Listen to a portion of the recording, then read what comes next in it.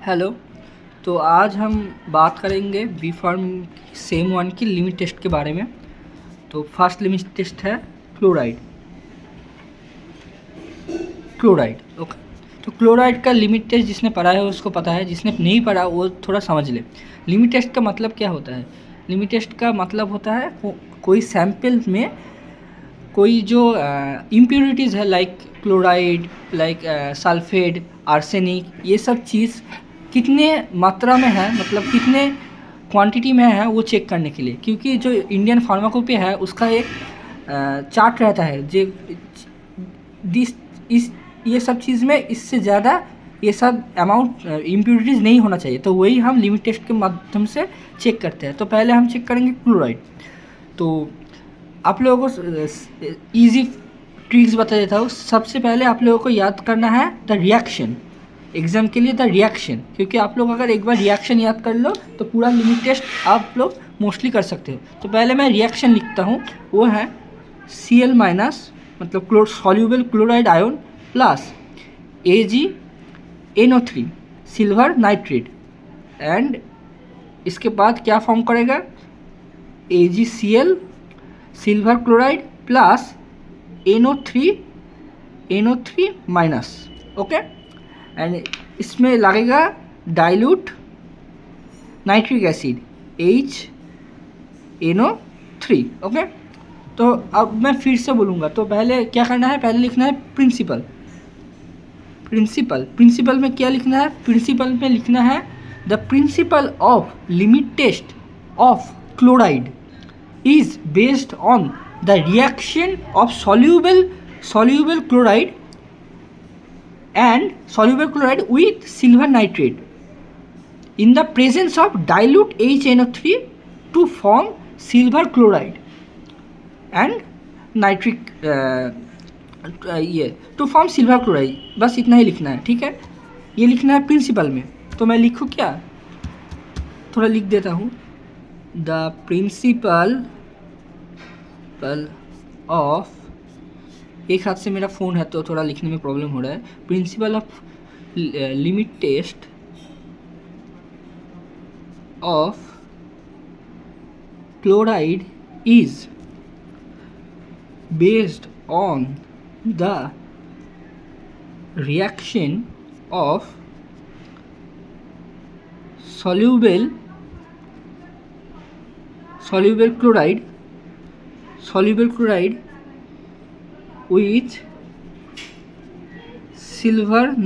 silver nitrate in the presence of dilute HNO3 व nitric acid, same ही चीज़ है, to form silver chloride. Okay. तो limit पहले क्या है? Limit test of chloride based on the reaction of soluble chloride ये है with silver nitrate in the presence of dilute HNO3 to form silver chloride. तो देखो, अगर तुम ये रिएक्शन याद रखोगे तो तुम ये इजीली लिख सकते हो। तो मैं फिर से रिएक्शन लिखता हूँ। रिएक्शन क्या है? Cl minus soluble chloride ion plus AgNO3 silver nitrate to AgCl silver chloride plus NO3 minus and with the presence of dilute nitric acid HNO3। ये डाइल्यूट नाइट्रिक एसिड क्यों यूज़ होता है? क्योंकि जो सैंपल है उसके अंदर और भी इम्प्योरिटीज़ है एंड सैंपल को हमको एसिडिक भी बनाना है। तो एसिडिक बनाने के लिए we use dilute nitric acid, and ये डाइल्यूट नाइट्रिक एसिड क्लोराइड के अलावा बाकी जो इम्प्योरिटीज़ है उसको हटा देता है। उसको मतलब क्या बोलूँ, मतलब उसको ख़त्म कर देता है, ठीक है ना? एंड इसके बाद क्या? इसके बाद हम लोग पता है क्या क्या एपरेटस यूज़ होता है, वो लिखना है। एपरेटस क्या क्या यूज़ होता है? पहले तो हम ये तो सबको पता है, हम लोग प्रैक्टिकल में करे ही है। Nessler cylinder, okay, Nessler cylinder plus glass rod, ये सब लिमिट टेस्ट के लिए सेम होगा। आर्सेनिक एंड आयरन आयरन के अलावा, ठीक है, ग्लास रॉड एंड स्टैंड, ठीक है। I am sorry, arsenic and lead के अलावा, ठीक है ना, आर्सेनिक में डिफरेंट और लेड के डिफरेंट एपरेटस यूज़ होता है, नहीं तो बाकी सब में यही नॉर्मली यूज़ होता है, Nessler cylinder, glass rod and stand. इसके बाद क्या लिखना है, इसके बाद लिखना है क्या क्या केमिकल यूज़ हुआ है, ठीक है ना। So chemical required, okay. Chemical required क्या क्या होता है, पहले ही dilute nitric acid, dilute HNO3 एक, उसके बाद होता है सिल्वर नाइट्रेट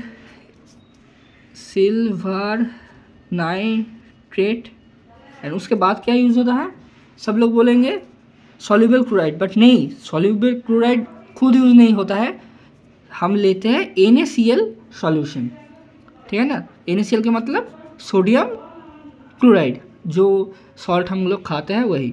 सो इसका सॉल्यूशन हम लेते हैं, इसमें बाद में तब क्लोराइड से रिएक्शन होता है AgNO3 का, हम डायरेक्ट Cl- नहीं लेते हैं, हम लेते हैं NaCl, ओके। अब प्रोसीड्योर, द रियल पार्ट, मतलब सभी ये है, बट प्रोसीड्योर तो लिखना ही पड़ेगा, इसके अलावा मार्क्स नहीं मिलेगा।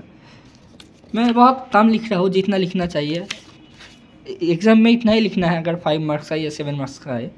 प्रोसीड्योर में क्या है, पहले तो टेस्ट लेना पड़ेगा और स्टैंडर्ड, पूरा प्रोसेस सेम ही होगा। टेस्ट में तुम लोगों को सैंपल लेना पड़ेगा, जो सैंपल है जिसका हम लोग पता नहीं है कितना इम्प्योरिटीज़ है, जो चेक करेंगे।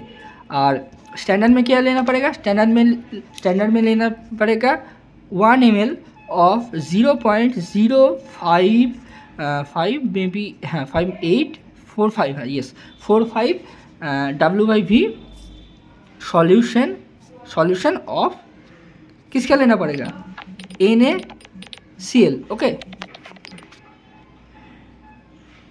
अच्छा, NaCl क्या लेना पड़ेगा, मेरा कॉल आया था, सॉरी।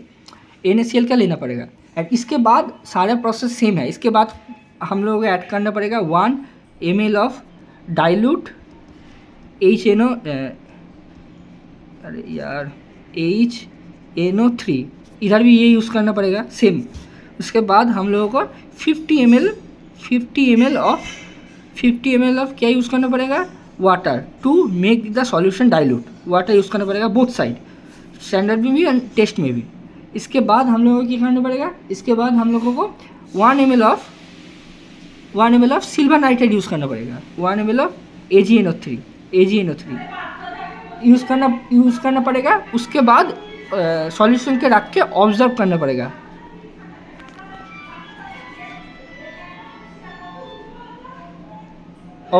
पड़ेगा। एंड ऑब्जर्व के बाद हम लोग कैसे पता चलेगा टेस्ट, ये जो लिमिट टेस्ट है वो पास हुआ कि नहीं, क्योंकि टेस्ट सॉल्यूशन में एंड स्टैंडर्ड सॉल्यूशन में जो 2 सॉल्यूशन होगा उसका टर्बिडिटी का मतलब क्या है, मतलब वो कितना क्लियर है कि नहीं है। अगर टेस्ट सॉल्यूशन का, जिसका हम लोग इम्प्योरिटीज चेक कर रहे हैं, उसका अगर टर्बिडिटी मतलब जो क्लियरनेस है वो अगर स्टैंडर्ड सॉल्यूशन से ज़्यादा क्लियर है, मतलब स्टैंडर्ड सॉल्यूशन में जितना टर्बिडिटी है, टेस्ट सॉल्यूशन का टर्बिडिटी अगर उससे कम है, मतलब ज़्यादा क्लियर है, तब टेस्ट लिमिट टेस्ट पास हो गया। मतलब इसमें जितना हम लोगों का इंडियन फार्माकोपिया में क्लोराइड का जितना रहना चाहिए उससे कम है, तो ही तो ज़्यादा क्लियर दिख रहा है। एंड अगर इसका टर्बिडिटी इससे ज़्यादा हो, मतलब ज़्यादा क्या बोलूँ, टर्बिडिटी मतलब टर्बिडिटी को हिंदी में क्या बोलते हैं मुझे पता नहीं, तो मतलब तो जो हो, मतलब लेस क्लियर हो, इससे ज़्यादा इसका टर्बिडिटी हो, सो उस सैंपल को हम फेल होगा। मतलब मैं बोल देता हूँ, अगर टेस्ट सॉल्यूशन का टर्बिडिटी स्टैंडर्ड टर्बिडिटी के से कम हो, तो limit test pass and test solution का टर्बिडिटी अगर स्टैंडर्ड सॉल्यूशन टर्बिडिटी से ज़्यादा हो तो लिमिट टेस्ट फेल। तो यही था क्लोराइड की लिमिट टेस्ट। मोस्टली सारे लिमिट टेस्ट में सेम ही चीज़ फॉलो होता है, सेम ही सीक्वेंस फॉलो होता है, बट जस्ट ये जो रिएक्शन, जो केमिकल एंड जो प्रोसेस होता है थोड़ा अलग होता है, बट ये सब जो कॉन्सेप्ट है वो सेम है। तो पहले अच्छे से आई होप आप लोग क्लोराइड के लिमिट टेस्ट समझ लिए होंगे and thank you so much.